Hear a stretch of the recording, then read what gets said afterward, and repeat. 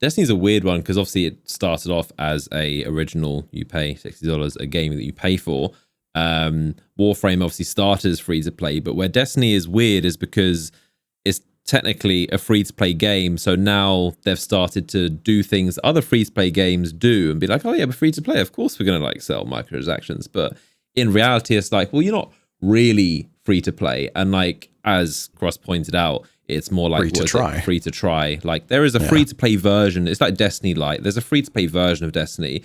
You really can't do much. You can get the very base experience, but you're not going to get the new content or the fun content. And it's really not Destiny if you play the free to play version. But there is a free to play version available. But because they are under that category, technically a free to play, they get to do a lot of the other practices that real free to play games, which are a lot more aggressive. But Destiny's kind of like playing both sides in that sense, which I do think is interesting. And then there's other stuff such as, I mean, obviously the deep sight on the season pass, that is a little bit, but I think I'm just going to say it full stop. That shouldn't be there. That should be something you earn in game.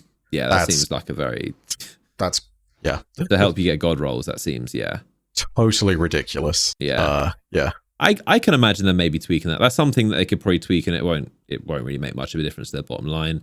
But then there's other things which I don't know if many other people take too much offense to, but I just find it a little bit just against the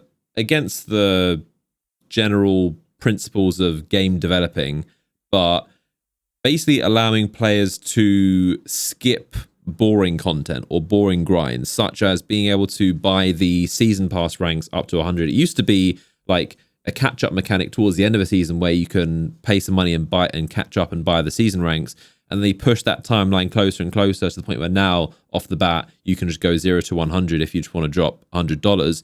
And it's a PvE and there's no competitive advantage, but you are just basically shortcutting a lot of the fun, and you're able to... There is a lot of loot in the season pass, but it's a little bit strange. And then also in Lightfall we saw where you can pay to skip the campaign on your alts, which is... It's a bit just kind of like, I don't know... It should be free. Oh yeah, for sure.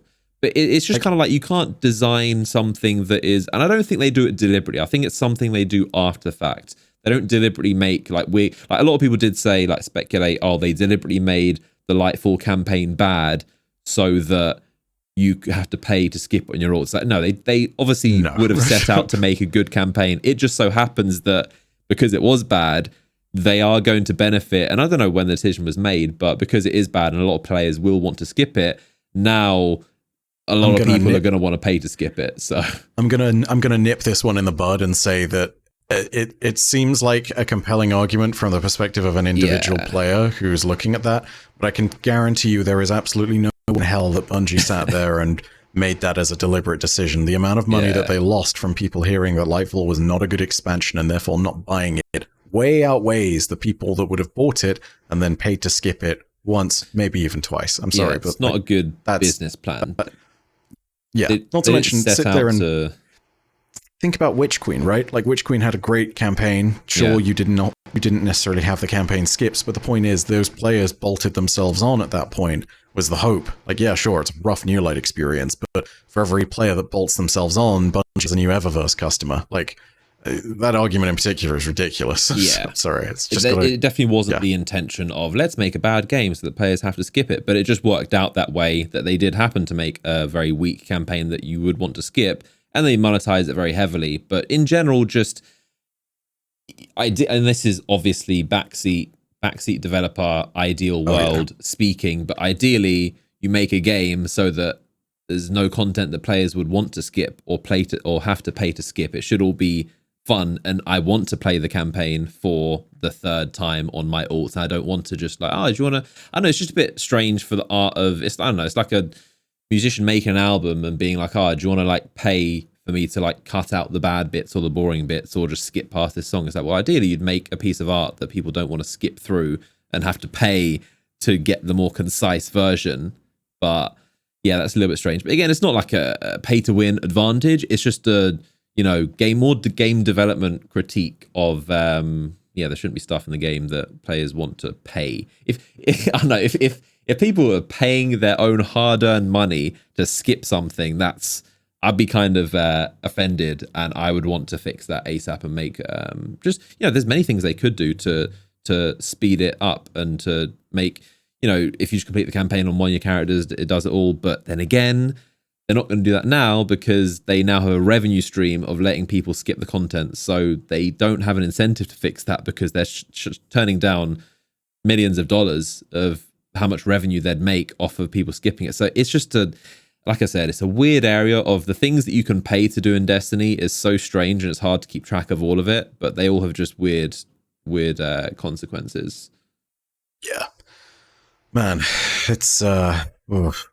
I mean, the entire microtransaction and monetization conversation around Destiny is forever going to be a raging fire that I don't think the devs will put out unless... There's the only way they put it out is if Bungie makes more money than God somehow through something and decides somehow for some reason to not make more, which is not how a company operates. Yeah, it's just kind of against. But the thing with it will be that or overwhelming community sentiment to the point where they see their bottom line impacted. That's the only way that you actually effectively see change. I just wonder if it's even possible. I think I'm right in saying this because you can see the evidence. How often has Bungie actually addressed Eververse or apologized for it, which they're never going to do, or made real back changes? Like, there has been huge backlash. I remember the XP throttling thing. There's been so many moments where there's been backlash, but Bungie has very much just ignored it and say absolutely nothing. And that isn't, like, a lot of players get annoyed about that, and obviously it is justifiable to get annoyed at that. But again, getting angry about things is not going to solve something. He's trying to understand, okay, why are they doing this? Why is Bungie just seem so tight-lipped and refuse to say anything about microtransactions when it appears like there's millions of people online talking about it? Why do they still not care? Why do they seem emotionless? The truth is because, like I said, all this outrage is still only maybe 5-10% of the overall player base, and there's 90% of the players that are playing that don't even know or care about this stuff, and they're voting with their wallets. And for Bungie, let's just say, just made up figures, let's say Bungie is making $250 million in a year off of microtransactions. If they were to implement, if the community came up with a list of demands, which I'm sure there've been many, and Bungie were like, okay, we're going to implement these demands and we're going to scale back Eververse. And let's say instead of $250 million in a year, they made 200. Would pleasing 10% or whatever percent of the online community and Reddit and Twitter and YouTube and content creators, who are very loud, but would pleasing them be worth losing $50 million in revenue? And obviously these are example numbers, but the reason why it's very tough, it's tough to imagine Bungie making any changes because we're talking about millions and millions of dollars, and it cannot be understated enough how much money Bungie make from microtransactions. We've all heard rumors and reports and inside stuff, but it is a cash cow, and there's a reason they're doing it. They're not struggling right now. They're actually making lots and lots of money by all accounts. So it's really, really tough to go up to a company making hundreds of millions, maybe worth, obviously they're worth what, $3 billion, and to tell them, can you stop making as much money? Can you just like make less money? Like, it's, again, I'm all with everyone and most criticisms, but there's a reason why Bungie are tight-lipped about it, and it's very tough to go up to a company, like go up to Apple and be like, I like your iPhones, but they're so expensive. Can you just like tone them down a little bit? Apple will just laugh at you. So it's just like, well, no, that we've priced this for a reason because this is the most profitable and you guys are buying them and this is how we make money. So going up to a company and ask them, can you just make less money to make us happy? It's tough. But again, I'm not saying I agree with Bungie wholeheartedly. I'm just trying to objectively look at the situation and why Bungie aren't doing what a lot of people are asking for. Yeah, I hate to say that that's kind of where the lay of the land lies, but unfortunately it is.